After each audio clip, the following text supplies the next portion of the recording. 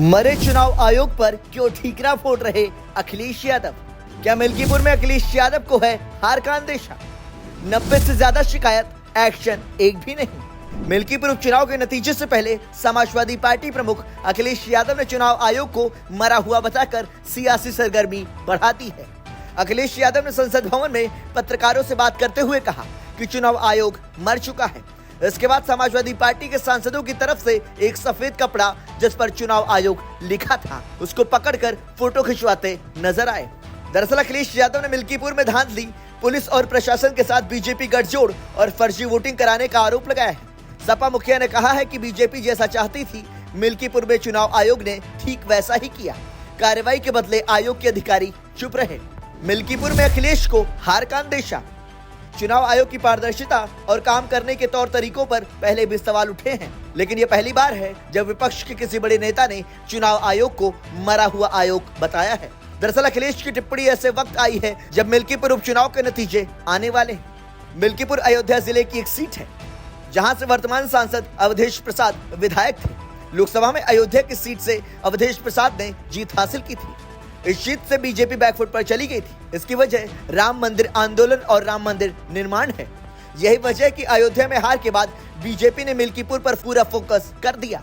खुद मुख्यमंत्री योगी आदित्यनाथ इस सीट का मैनेजमेंट देख रहे थे।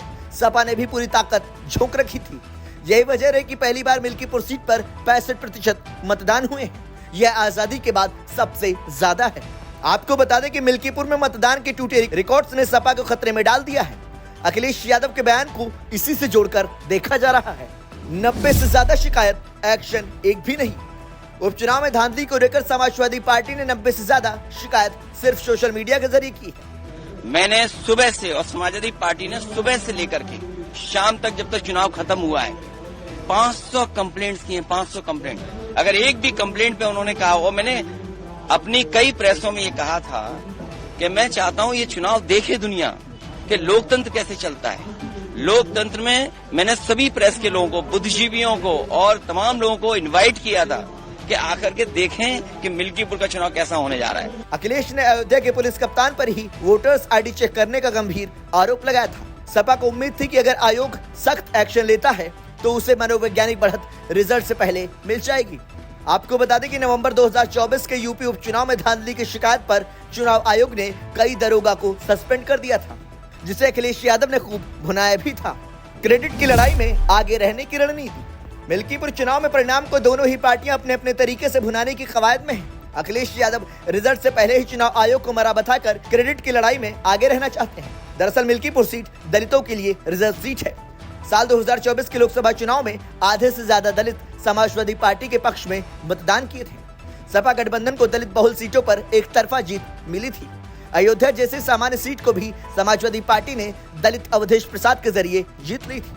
दूसरी तरफ मिल्कीपुर जीतकर बीजेपी अयोध्या की हार का बदला लेने के मूड में है।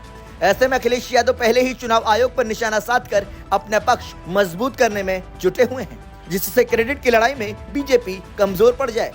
दरअसल अखिलेश यादव की कोशिश ये संदेश देने की भी है कि मिल्कीपुर का जो फैसला होगा वो जनता ने नहीं, बल्कि पुलिस और प्रशासन गठजोड़ का होगा। ब्यूरो रिपोर्ट, संदेश वाहक।